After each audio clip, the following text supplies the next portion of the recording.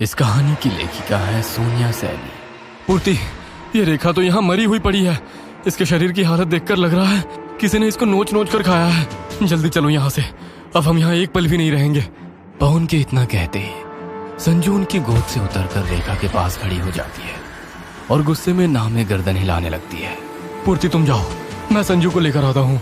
पूर्ति तेजी से कमरे से बाहर निकलती है, तभी कमरे का दरवाजा अंदर से बंद हो जाता है। पवन जल्दी आओ। क्या हुआ पवन, कुछ तो बोलो। दरवाजा बंद होने के बाद अंदर से कोई आवाज सुनाई नहीं दे रही थी। पूर्ति को कुछ समझ में नहीं आ रहा था वो कहाँ जाए, किससे मदद मांगे। दौड़ते हुए वो घर से बाहर निकलकर सीधे पंडित जी के पास पहुंचती है और उन्हें सारी बात बताती है। मैंने आपको पहले ही सावधान किया था कि वो घर सही नहीं है। आपकी बेटी कब से ऐसी हरकतें कर रही है? क्या इस घर में आने से पहले वो बिल्कुल सही थी? वो दरअसल मेरी बेटी नहीं है, हमने उसे गोद लिया है।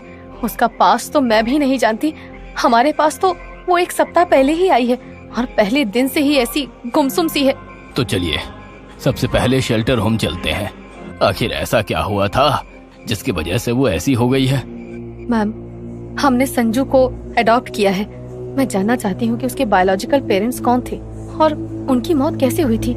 सॉरी पूर्ति जी, ये हमारे नियमों के खिलाफ है। हम किसी भी बच्चे के बायोलॉजिकल पेरेंट्स के बारे में आपको नहीं बता सकते। आपको बताना ही होगा। मेरे पति की जान खतरे में है और मेरी मेड रेखा, उसकी जान पहले ही जा चुकी है। ओह माय गॉड, इसका मतलब जो भी अफवाह संजू के बारे में थी वो सब सच थी। प्लीज मुझे पूरी बात बताइए। मैं भी यहाँ पर अभी 1 महीने पहले ही आई हूँ।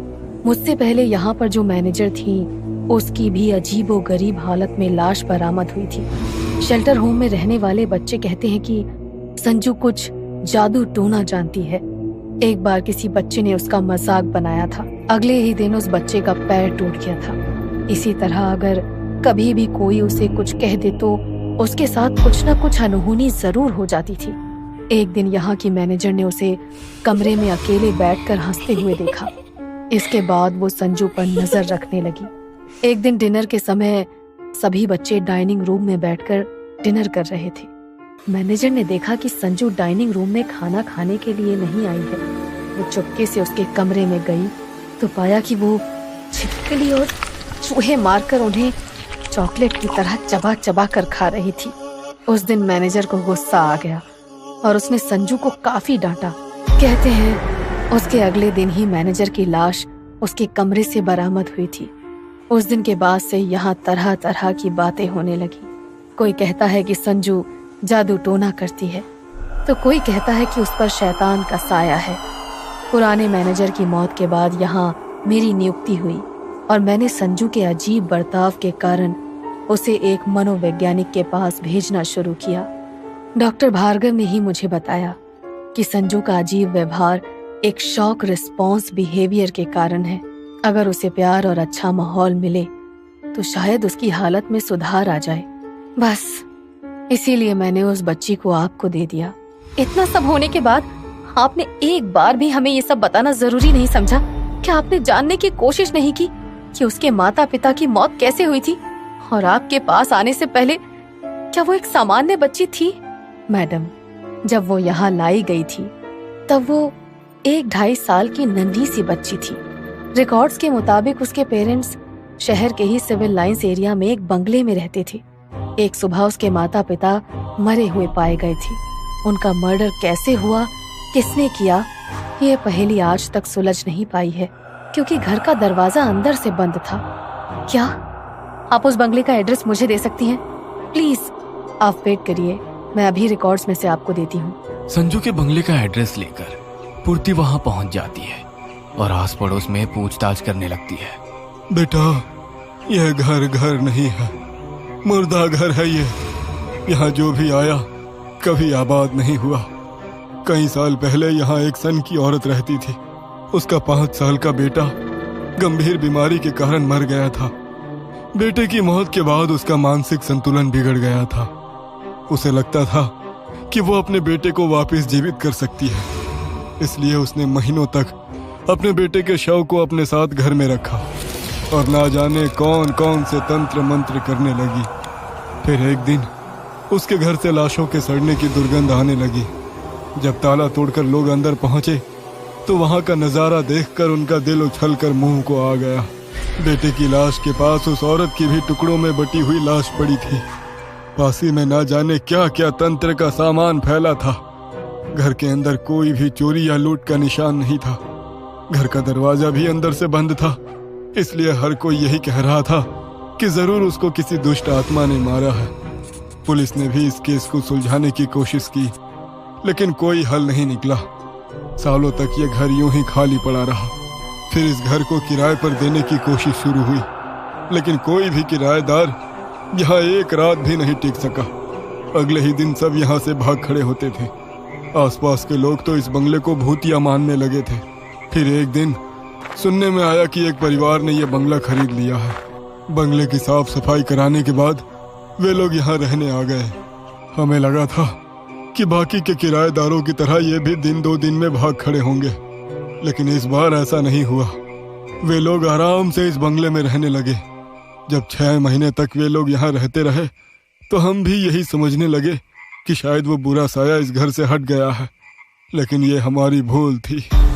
उनके घर काम करने वाली बाई ने बताया कि उनकी छोटी बच्ची कोई नॉर्मल बच्ची नहीं है।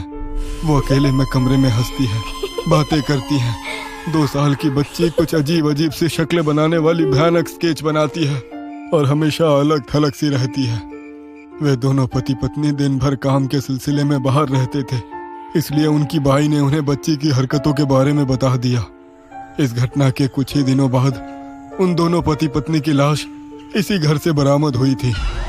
इस बार भी घर का दरवाजा अंदर से बंद था और उन दोनों की लाश इतनी बुरी हालत में मिली थी कि लगता था शरीर की एक एक हड्डी टूट चुकी हो। पूरे घर में खून ही खून फैला हुआ था और उनकी बेटी संजू बड़े आराम से पास में बैठी हंस रही थी।